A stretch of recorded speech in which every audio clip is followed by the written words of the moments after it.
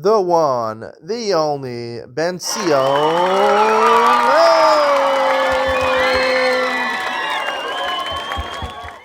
Good afternoon and welcome to Yeshiva YouTube. Iyun Benzion. It's interesting to give an Iyun share on Agadat of the Korban Bayis Sheni, but I give an Iyun share. I have given an Iyun share on every daf so far in Seder Nashim, so let it continue. There's not much to talk about halacha wise, but there is much to talk about Agadat wise. And when you talk about Agadat, you talk about hashkafa and ideology. And the Gemara basically reveals two things which led to the Korban Bayis. You know, a lot of things lead to when things had calamities that happened, but there were two small instances the Gemara felt that was important to record. In the story of Kamsa and Bar Kamsa, when Bar Kamsa went and tattletaled to the Roman government, they sent a korban, they sent an animal, and the animal, he put a blemish on it, and he wanted to basically tell the Roman government the Jews wouldn't be makriv of his korban. So they had, the Rabbanan had maybe an advice, maybe even though the animal had a be makriv of it for Shalom Malchus, which we saw yesterday in the afternoon. Hey, sometimes Hefker based on Hefker, they can make something Hekdesh even though it's not, right? Let them do that. Let them do that.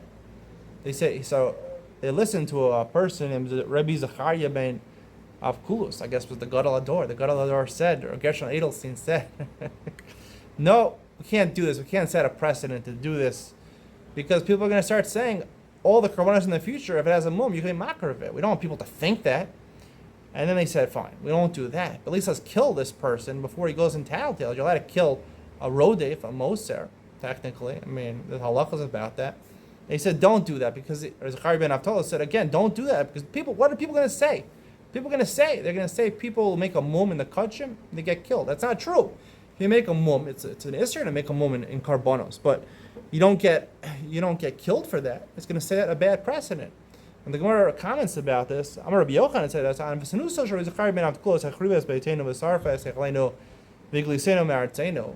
ultimately his humility. Now humility is thought of oftentimes in Judaism as a really desired attribute. Moshe Rabbeinu was the biggest anav.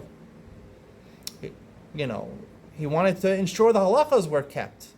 He wouldn't set a bad precedent about kachim that have mumim, or killing people for being matel mum b'kachim, for making a mum in karbanos, a blemish in karbanos.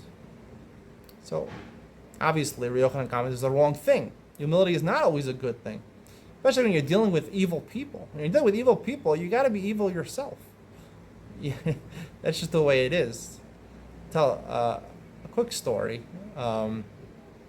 There's a person, I'm not going to tell all the details, but there's a person that owed a lot of money to me and my wife, and they refused to pay. They evaded us for a long time, and you know, I didn't know what to do. I was at wit's end, calling them, texting them, nothing worked.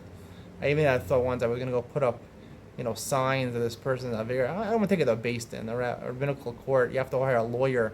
I would lose half the money anyway, and aggravation. I didn't want to do that. It was a sizable amount of money. It wasn't, I wasn't able to buy a house with it. But one day I just got the idea, with evil people, you got to be evil. It's not evil, but it wasn't evil. I said, I'm going to go to the government. I'll go to the government, and I'll tell them, that you're not paying, because she owed us the money. She owed us the money. I'll report you to the government, tax authorities. The minute I sent that text to her, she responded right away, I'm giving you the money.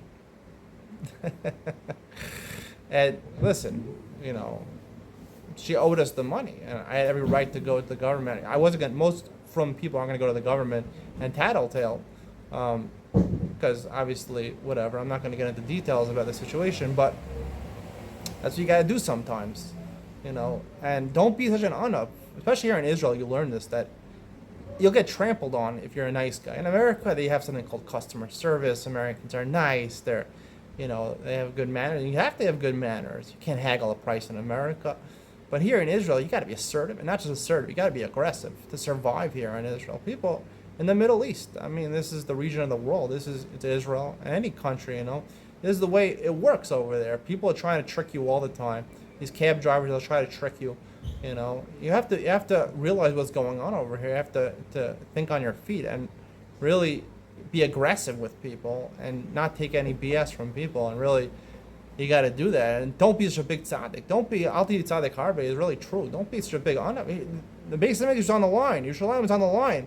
And he's worried about people are going to say. That's another lesson. Don't ever worry about people are going to say, right? I mean, he's talking about halachas over here, but don't worry about other people will say. Worry about what's going on right now. And the second point, the Gemara also alludes to is that on Nunvav and Beis, where Rabbi Yochanan Zakkai escaped the outside, he was talking to Vespasian, and he asked him, basically, I'm going to grant you 3 wishes. He saw they helped him. They predicted that he was going to become king, emperor, and that they had a lot of wisdom. So he granted them 3 wishes, and he did not ask that they spare Yerushalayim, the Beis Hamikdash. He could have asked for that. And the Gemara comments about this. Rabbi Akiva and Rabbi Yosef said, the pasuk says, "Beishav chamachar b'daitem yisakal." Sometimes the chamim, the wise people, and sound foolish. But the Gemara says he should have requested that Yerushalayim be spared, but he did not request that because he thought, basically, if I ask for too big a thing, I'm going to get nothing.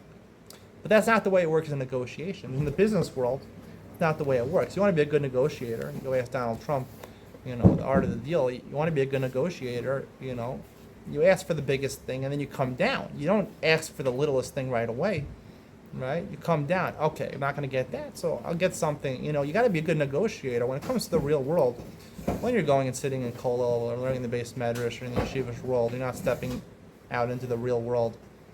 You could be a tzaddik, you could be an anov.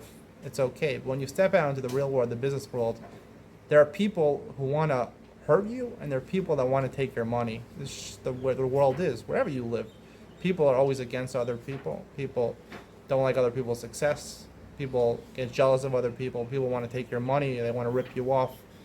They want to inflict harm on you sometimes. And you have to be on your feet, and you have to be assertive, aggressive, and a good negotiator, and don't let anyone rip you off.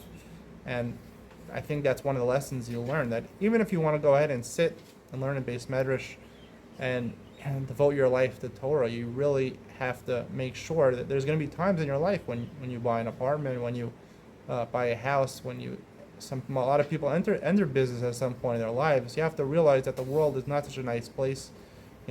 Never trust anyone. The given notion, in America, you're innocent until proven guilty, but here in Israel, you're guilty until proven innocent. And that's the way it should be with everybody. Always suspect everybody. No one has your best interest in your mind, maybe except your parents, maybe. And basically go into negotiations, go into any dealings with other people that think the worst, and then settle for the best. Hope you enjoyed today's share. See you in the next one.